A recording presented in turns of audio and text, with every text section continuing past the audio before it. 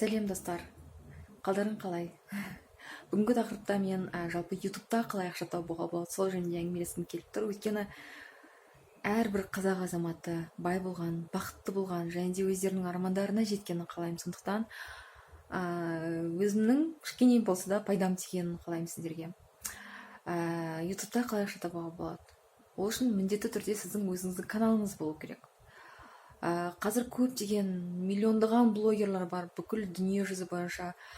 Олар ютубтың ақша табуға керемет мүмкіндік екенін біледі. Сондықтан кейбіреулер өздерінің шоуларын шығарып жатады, кейбіреулер өздерінің әртүрлі тақырыпта. Мысалы, сізге не ұнайды?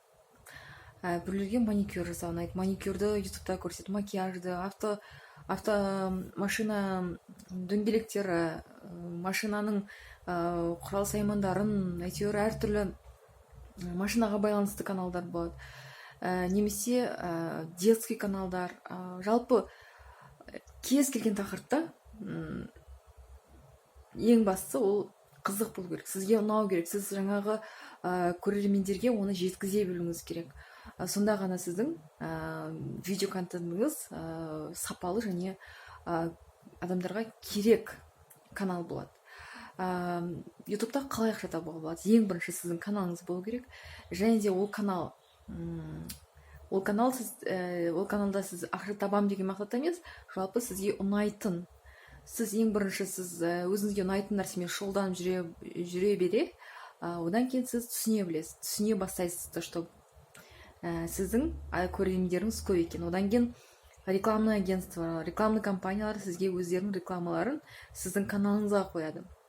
Ол әртүрлі. Мысалы, ютубтың өзінің AdSense деген, AdSense-пен договор, немесе ютубты мысалы біз көріп отырған кезде видеоролик басында бір видео шығып кетеді, немесе соңында пропустить дейді.